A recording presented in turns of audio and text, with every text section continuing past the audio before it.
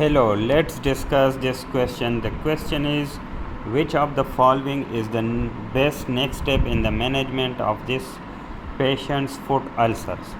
So the patient is 58-year-old man comes to the office due to an ulcers on the sole of the right foot. The patient noticed the wound 4 weeks ago. He has no history of trauma to the area. The ulcer has failed to heal despite wound care with moisture retentive dressings and pressure offloading with orthotic devices. The patient has had no right foot pain, redness, swelling, fever, or chills. He has a 10-year history of diabetes mellitus complicated by diabetic neuropathy and nephropathy. He also has hypertension and hyperlipidemia. The patient does not use tobacco, alcohol, or illicit drugs. Vital signs are within normal limits. Physical examination shows a 3 centimeter ulcer under the first metatarsal head of the right foot. The wound has a clear base and no significant discharge. There is no surrounding erythema or areas of fluctuance or tenderness.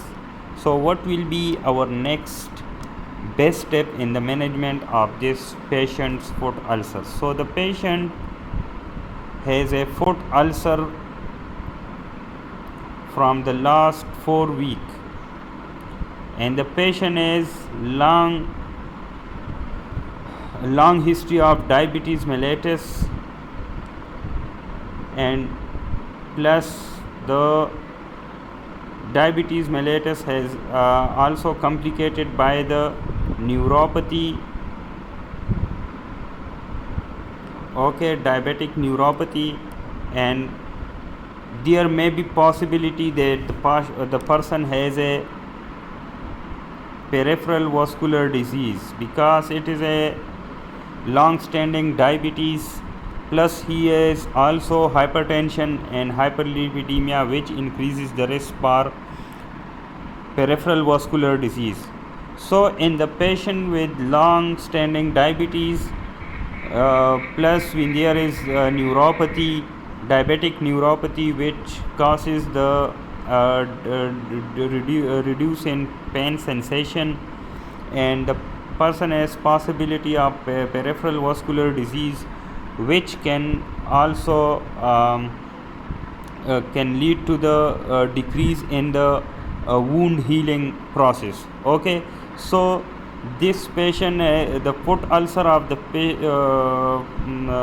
this patient, diabetic patient with the diabetic neuropathy and the peripheral vascular disease, is most likely the diabetic ulcer.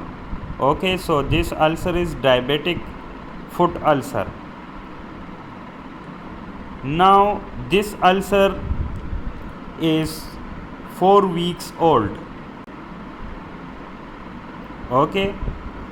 and it is 3 centimeter in size. So when these are present, like when the diabetic foot ulcer is more than 7 to 14 days old, 7 to 14 days old, and it is 2 or more than 2 centimeter long, and it is the wound is has exposed bone, plus when there is increase ESR or CRP,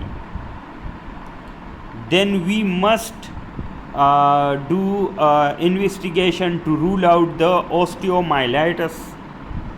Though this patient has no clinical features of the soft tissue infections or the like the no signs of the osteomyelitis, the patient has no erythema or areas of fluctuance or tenderness, and there is no redness, swelling, fever, or chills, but this might be due to the peripheral vascular disease, which reduces or diminishes the blood flow, and it can be due to the diabetic neuropathy, which decreases the pain sensation.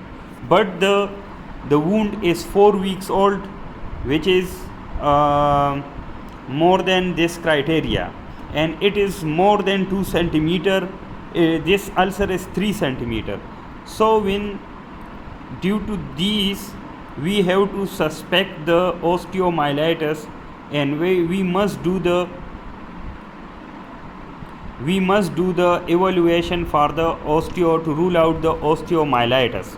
Okay, so the correct answer is the foot imaging for osteomyelitis, like X-ray or MRI, because the patient diabetic foot ulcer is more than 7 to 14 days. It is more than 2 centimeter.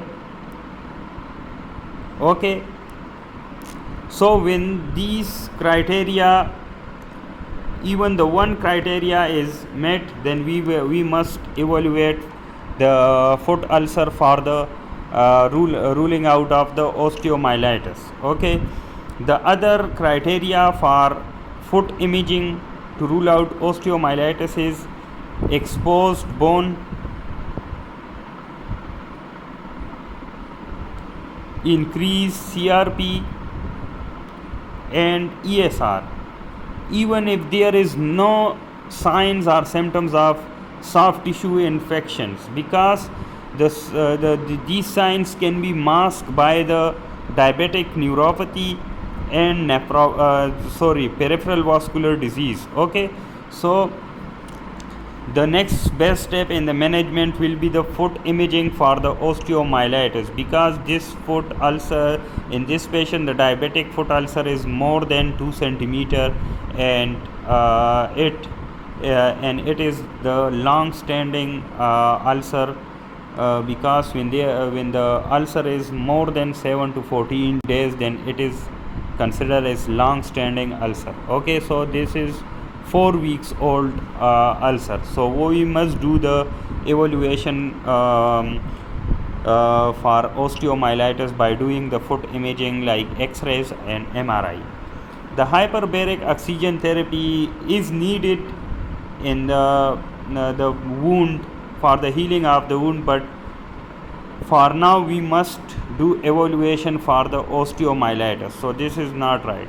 Lower extremity angiography can be done, but before the angiography, which is invasive procedure, we must do the non-invasive procedure like the ankle brachial index. Okay, but before everything we must rule out the osteomyelitis. Okay, so this is also not right. Vitamin C and zinc supplementation, its deficiency can lead to like poor healing of the wound, but for now we must do evaluation for the osteomyelitis.